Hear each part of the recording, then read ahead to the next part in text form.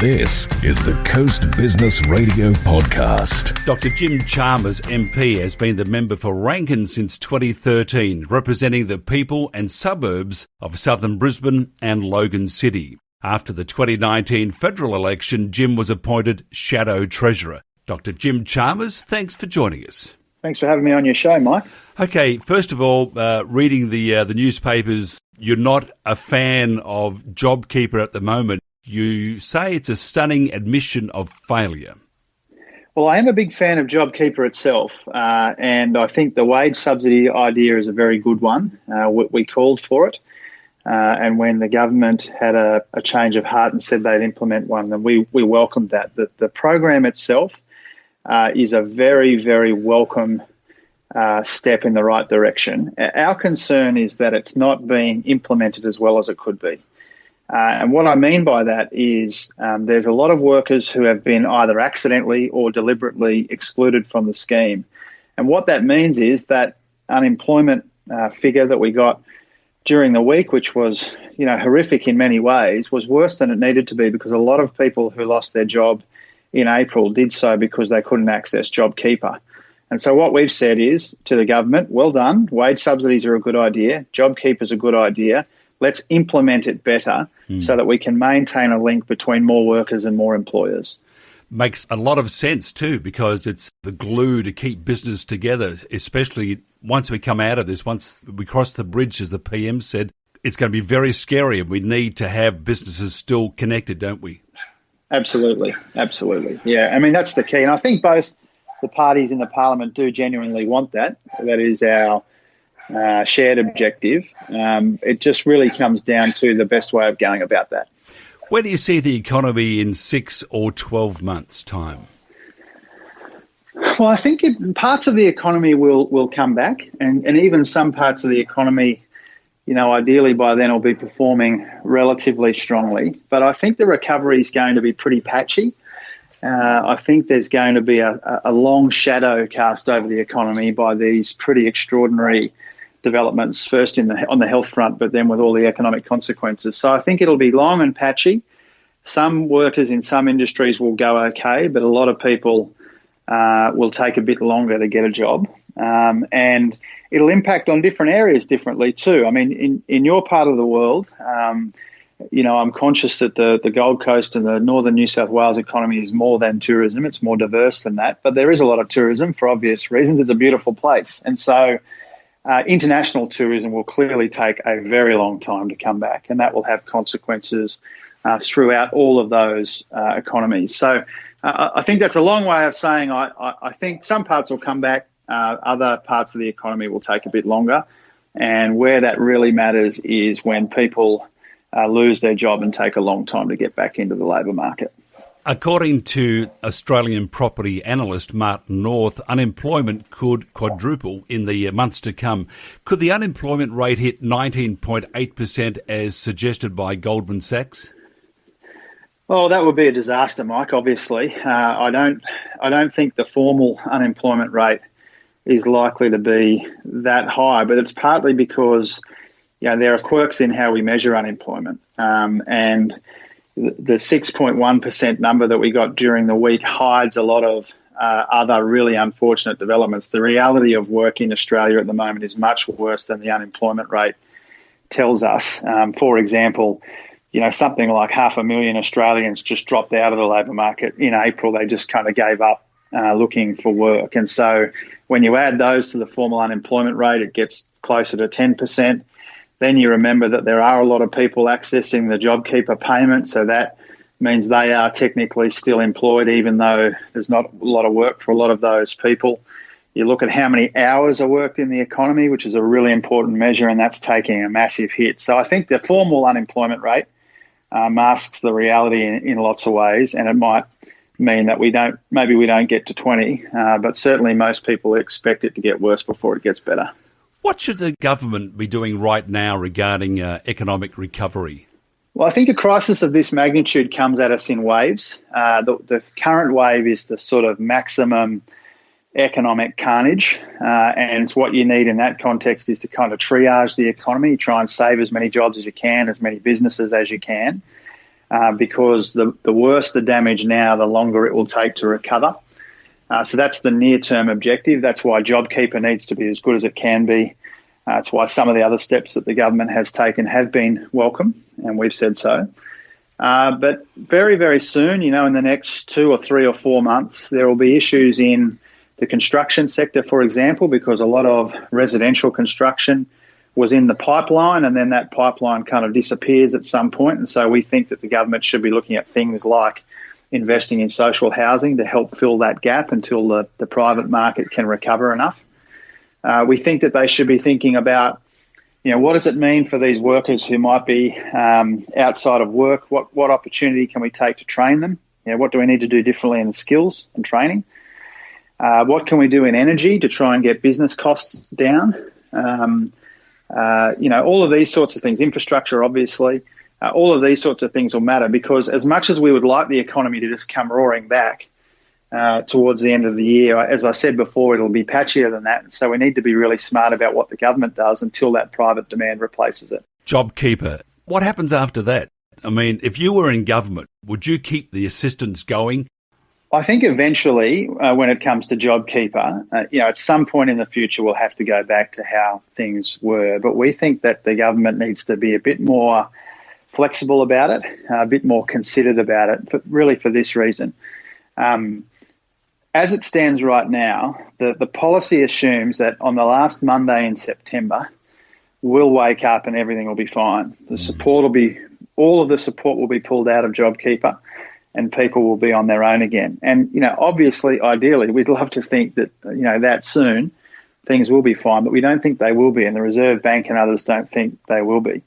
And so what we've said to the government is, we want to be constructive about this. Let's have a conversation about how we might taper it or target it or do something different for specific industries. All of these things should be considered, because we don't agree this term that the Prime Minister uses about the economy snapping back. We don't think it'll be that simple or that soon. And so I think they need to tweak the JobKeeper so that it's tapered or targeted or some combination of those things, rather than just snapping back to normal immediately in the last weekend of September. Some commentators have said the cure is worse than the disease. What are your thoughts? Because we haven't been cured. September comes around or thereabouts, and we have less assistance. Businesses are told, go out. Almost go out and survive. I can think of other words, but I won't do that. But Jeff Kennett used to say, go forth and multiply. So maybe something like that. But maybe the cure is worse than the disease. Yeah, I don't think I would sign up to that, Mike.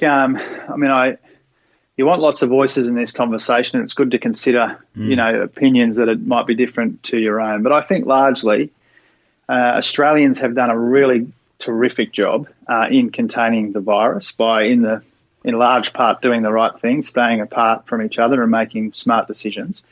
I think that's been, you compare where we're at compared to the rest of the world on the health front, and I think we've done very well. That obviously brings massive economic consequences, and businesses need support to keep people on the books. That's agreed by the major parties. We disagree on the best way to go about it, but largely we agree about it because, whether it's the Reserve Bank forecasts or Deloitte Access Economics or the International Monetary Fund, all of them are as one in one regard. They think that there will be a long tail here. They think that unemployment will be higher for longer. They think business investment will be patchy at best for some time because people have taken a big hit to confidence for obvious reasons. And so I think the cure, it's obviously not as simple as that, but the cure has been worth it so far. Everyone wants business to play a big, the private sector to play a big growing role in the economy. We want that private demand and private activity to come roaring back. But hoping for the best isn't a strategy. And so something was needed to be done. The government did some good things. They did some things we didn't love. But overall, I wouldn't sign up to the argument that the response has made things worse rather than better. I think it's made it better rather than worse. What about the state economies? Do we need now to lift border restrictions? Well, I do a lot of boardroom meetings, as you probably probably appreciate, Mike, and people ask me about this all the time, and my point is we should have closed the New South Wales-Queensland border 119 years ago, but I'm only joking about that. I know a lot of your listeners work across both sides of the border. And they play better football too. So I'm conscious that this is not the right forum, and I'm only joking. But no, I think the most important thing is we listen to the advice of the experts, the medical experts. No doubt, most, if not all, people want to see businesses reopen, borders reopen, people back to work as soon as it's safe to do that. But it is really important that it's safe to do it before we make these kinds of decisions, because the worst thing from an economic point of view and a small business point of view would be if we went too fast and we had a substantial outbreak of the virus and had to close things down again. I think the hit to confidence would just be extreme. And so we need to be really careful and really considered and rely on the advice. What should Australia be then doing with sectors such as tourism, education, agriculture, given our huge dependence on China? Well, I think a lot of those industries are thinking about, what their offering looks like after the crisis. And I think for a lot of people, they've worked out, they might be very dependent on the big market of China. And a lot of industries and a lot of businesses, including, many I've spoken to, are getting their best minds together to work out, whether they can be more diverse in their offerings overseas. That will be different industry by industry. It'll be different business by business. But I think that's one of the things that people are working their way through at the moment. Clearly, China's growing economy has been, an enormous positive for Australia for some time now. And we shouldn't overreact to what's gone on here in a business sense or an economic sense, because that will still be a massive growing market for Australian goods and services for a long time. But I think businesses are trying to work out, what's our optimal mix when it comes to where we sell our goods and services? It's not wise at times to put all your eggs into one basket. My grandma used to tell me that, not really, but it sounded good. But but we do have a lot of our eggs in the Chinese basket, and give you an example how they're not all that impressed at the moment with many countries, as you could well imagine. In Sweden, the Chinese ambassador there said, to our friends, we give wine. To our enemies, we give shotgun. And that's a pretty scary thing to say. So the relationship with China, we need to retain our own identity. We are our own country, but we also need to recognise, I imagine, that they're our major trading partner. Yeah, absolutely. And that's why, the relationship between Australia and China and the relationship between lots of countries is extraordinarily complex. It's probably made more complex by this crisis because there's a lot of kind of argy-bargy in the international community, and the big multilateral institutions and organisations have not been very prominent in trying to kind of corral the way countries are responding to this virus. So it's very complex and very difficult to manage a relationship like that. My point of view really is that we want to make sure that we don't use language that inflames that complexity. It's difficult enough to navigate the relationship, then to make it harder by some of the language that people put out there about China. And as I said before, massive economic upside for us to manage that relationship well, and we don't want to see it managed badly. Briefly, your thoughts. This is a sidebar question about Queensland or the government dabbling in the airline industry. I can see the merit, and I can also sort of go, wow, we could have ministers being flight crew just to save some money, but maybe not. Maybe not.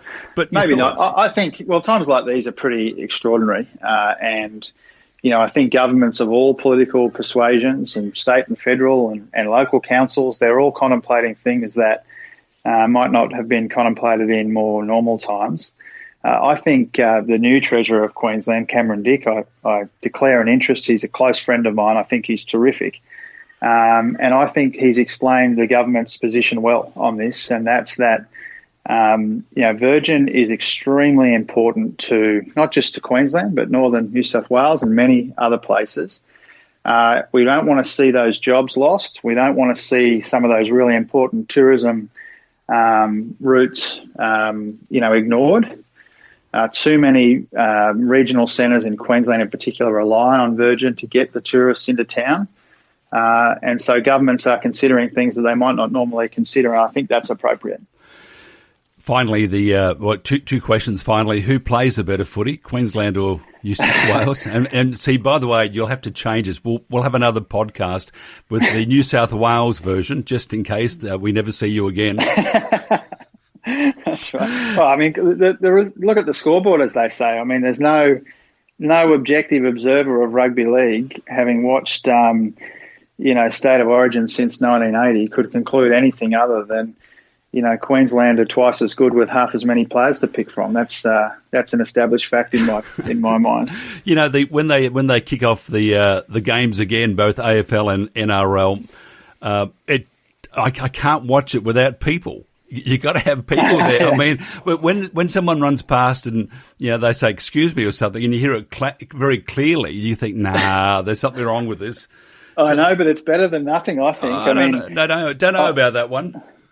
I wake up because I go for the Broncos, and I wake up every Friday since the shutdown, and one of my first thoughts is, "Oh, who have we got tonight?" And then it dawns on me again that there's no footy, and it's hard not to have it. I'd rather any version of it than nothing. I don't know about that one. I'm an AFL boy anyway, But they played one round of AFL football, and truly at the MCG with nobody there, it looked like it was just a farce. I mean, I couldn't believe how bad it was, and my side lost anyway. So I'm glad they stopped the season for a while anyway, just so that we can enjoy. Well, I go for the Lions in the AFL, and they're none from one. The Broncos are undefeated. So if they cancelled both seasons, one of my teams would be undefeated, the other one would be wwithout a win on the board. So it's a sort of a Jekyll and Hyde attitude there, isn't it? That's it. Yeah. All right. Thank you very much for your time. By the way, what are you doing for the weekend? Just to let us know. Are you coming to New South Wales, where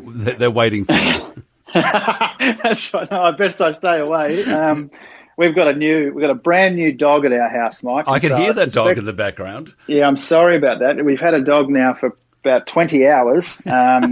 So I suspect there'll be a bit of trying to sort the dog out and get the dog used to the three little kids at our place over the weekend. Dr. Jim Chalmers, thank you very much. Thanks for your time. I appreciate it.